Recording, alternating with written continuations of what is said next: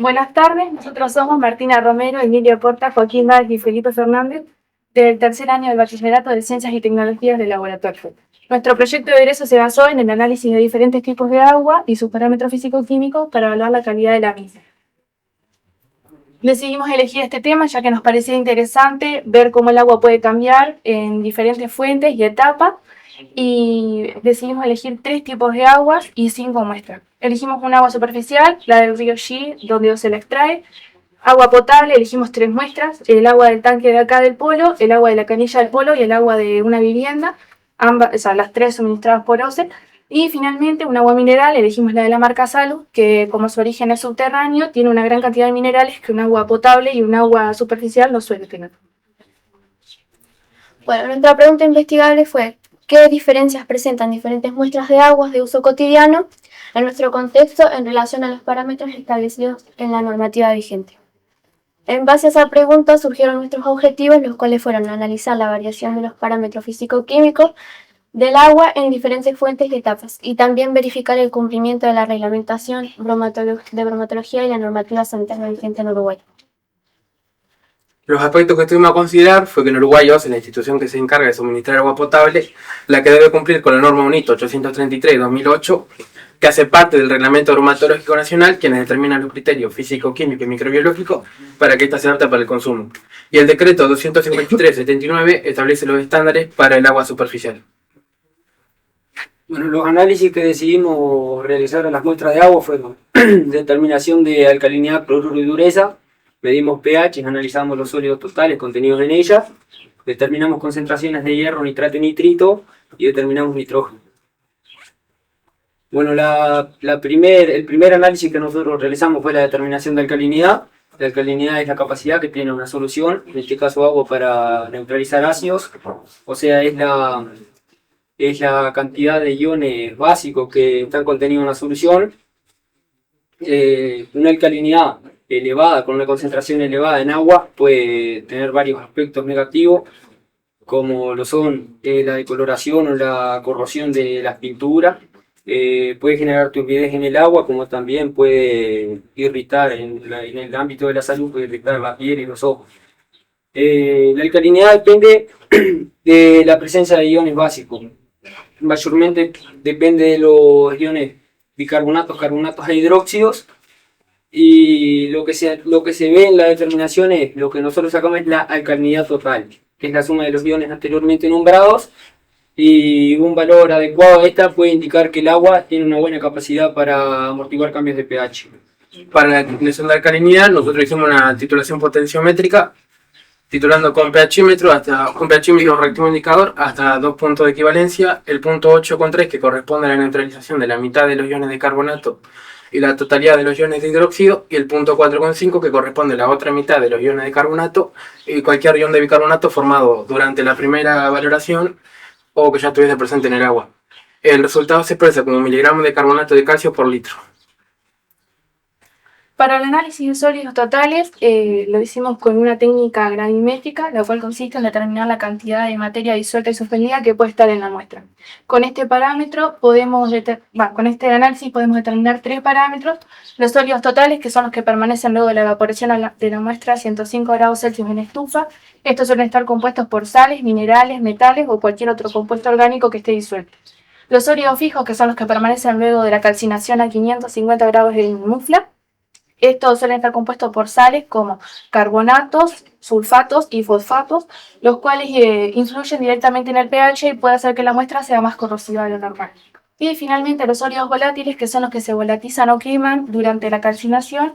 Estos representan toda la materia orgánica de la muestra y influyen en los procesos biológicos que se pueden estar dando. Bueno, la dureza se define como la suma de concentraciones de calcio y magnesio expresadas en carbonato de calcio en miligramos por litro, y existen 2 tipos de dureza: la dureza temporal y la dureza permanente. Para poder determinar la dureza, utilizamos una titulación complejométrica, la cual es un análisis cuantitativo utilizando un agente complejante, que en este caso fue la sal disódica de Lepta. Lo que el EPTA hace es unirse a los iones metálicos presentes en la muestra para formar un complejo más estable. Se utiliza un indicador metalocrómico para indicar el punto final de la titulación. Y bueno, con esta técnica podemos determinar la dureza total y la dureza cálcica. La dureza total se da pH 10 utilizando el indicador negro de diacromo T, y la dureza cálcica se da pH igual o mayor a 12 utilizando el indicador Murexida. Restándole la cálcica a la total obtenemos la magnesio. Bueno, el hierro en aguas puede generar turbidez, formación de sedimentos y generar también mal sabor a la hora de consumir el agua. Bueno, el hierro lo determinamos mediante el método espectrofotométrico. Este dice que cada compuesto absorbe una determinada cantidad de luz que esté presente en una solución a determinada longitud de onda también. En este caso, el hierro puede encontrarse de forma ferrosa o férrica. La forma férrica del hierro forma un complejo con el ion tiocianato. Entonces nosotros lo que hacemos es una curva de calibración con cloruro de hierro 3, y luego, para poder medir la cantidad de hierro presente en la muestra, todo el hierro que pueda estar presente en ella la transformamos a la forma férrica mediante la adición de peróxido de hidrógeno, para luego que sea medido a 420 nanómetros. Bueno, esta es la curva de calibración que obtuvimos, la concentración ahora y la absorción. Los cloruros son iones inorgánicos muy estables y muy comunes en aguas naturales.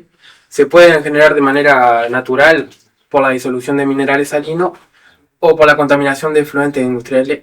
En concentraciones elevadas pueden corroer metales, puede afectar el sabor del agua o puede indicar salinidad excesiva. Bueno, nosotros para la determinación de cloruro utilizamos el método argentométrico de Mohr. Este método consiste en una titulación por precipitación. Una titulación por precipitación es una titulación en la cual, al mezclar las sustancias o soluciones, se forma un sólido insoluble. Y lo que nosotros hicimos fue realizar una toma en volumen de 50 mililitros de la muestra. Le agregamos en un atrás de Erlenmeyer de 125 mililitros. Luego controlamos su pH que esté entre 7 y 10. Agregamos una solución de cromato de potasio, agregamos 1 mililitro. En esa solución lo que hace es funcionar como un reactivo indicador. Y eso lo estandarizamos lo titulamos con un nitrato de plata previamente estandarizado. La reacción que ocurre en la titulación es que los iones plata del nitrato de plata reaccionan con todos los cloruros libres contenidos en la muestra, formando un precipitado de color blanco. El precipitado se nombra como cloruro de plata, y luego, al no haber cloruros libres para reaccionar, el exceso de plata reacciona con la solución de indicadora, con la solución de cromato de potasio, formando otro precipitado de color rojo, un color rojo ladrillo. Este precipitado se llama cromato de plata, y el cambio de color lo que indica es el punto final de la reacción, y con el volumen gastado del nitrato de plata podemos calcular la concentración de cloruros en la muestra.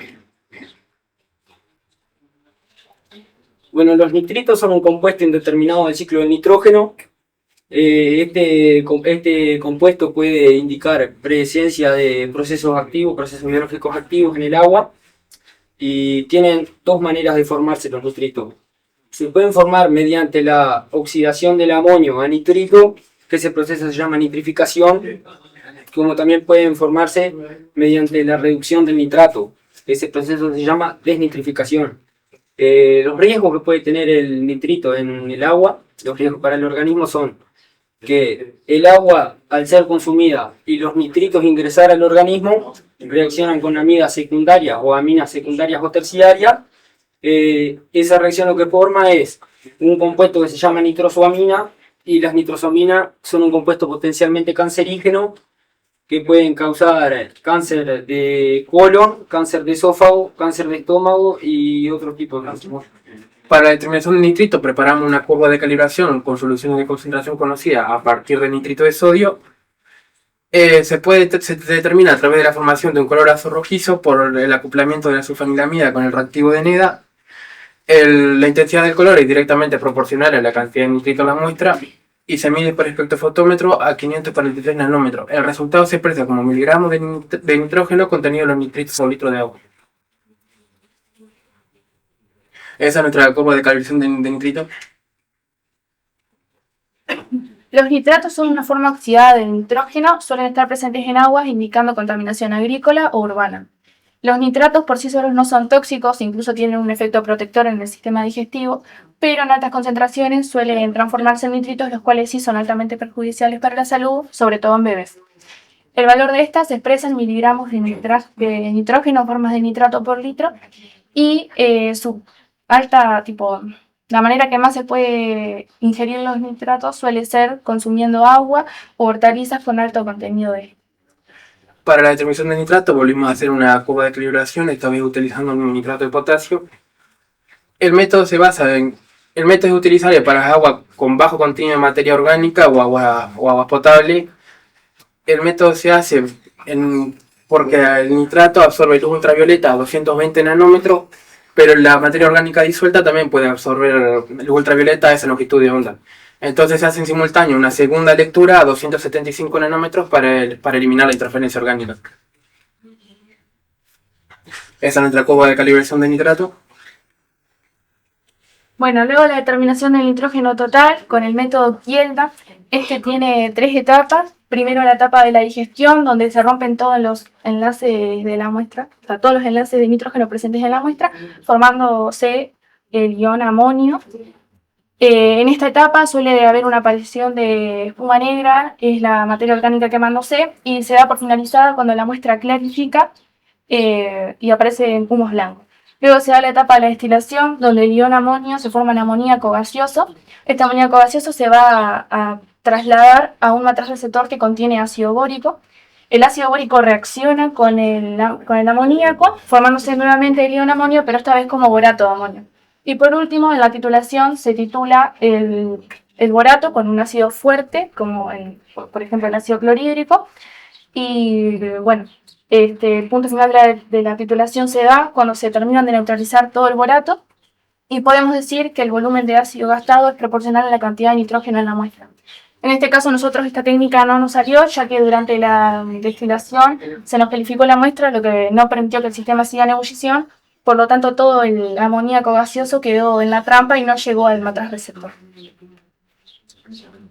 Bueno, por último, lo que hicimos fue la determinación del pH, que el pH es los potenciales de hidrógenos H+, y se calcula como menos logaritmo por la concentración de los H+. En aguas, su rango de pH varía de 4 a 9, y lo que nosotros hicimos fue, durante varios días, ir midiendo el pH a las diferentes muestras, y después hicimos un promedio de las muestras, y entre todas las muestras más o menos nos dieron dentro de lo que... De los límites. Para empezar a comparar los resultados, primero comparamos los resultados del agua de río con el límite del decreto 253/79, el cual no establece límites para todos los parámetros que nosotros medimos. Para nitratos sí, para pH también. Para nitratos nos dice que el límite es de 10 miligramos de nitrógeno por litro. En agua de río nos dio que era muy baja la concentración, así que era no detectable. Para pH era entre 6,5 a 8,5, nos dio 8,46, está dentro de los límites, cumple. Y también tenemos el de sólidos totales, que si bien no nos decía un límite, podemos ver que es un valor muy alto, ya que es agua sucia. Para el agua potable 12, que presenta los límites, es la UNIT con su norma 833/2008. Para la alcalinidad no presenta ningún tipo de límite, pero el agua del polo tiene el valor más alto.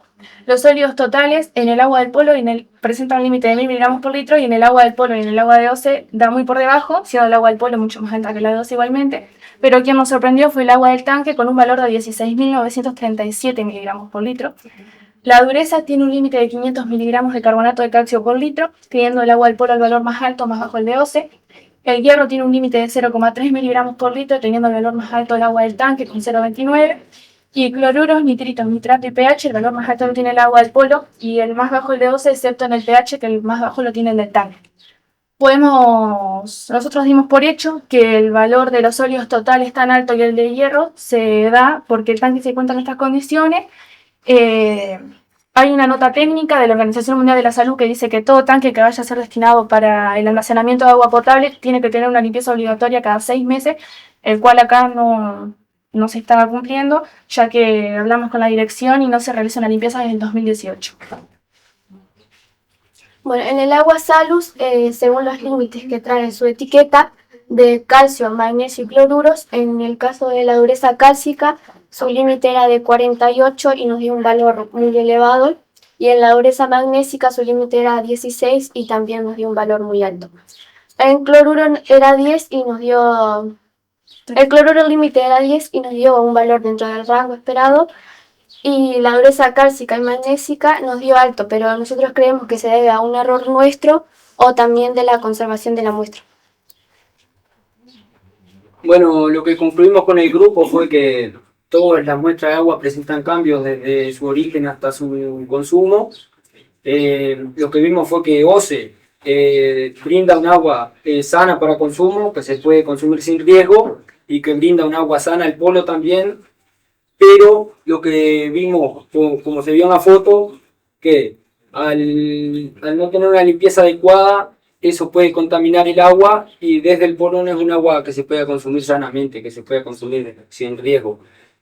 También vimos, lo que concluimos fue que la limpieza del tanque cada 6 meses es crucial para asegurar calidad y seguridad en el consumo del agua. Vimos que el agua del río cumplía con los parámetros brindados por el decreto, pero no es un agua potable, y que el agua de Salus proveniente de un acuífero protegido es un agua estable, un agua sana y un agua que se puede consumir sin riesgo. Una cosita, me parece que estaría bueno que aclaren que el agua del Polo no está indicada para consumo. No se nos permite tomar. No, por eso digo, porque si no la presentación queda, no queda claro. No, eso Es algo que deberían aclarar, que el agua del Polo no está el agua del Polo no está apta para Por eso consumo, por eso están están los de agua en los pasillos. Simplemente quería hacer esa aclaración.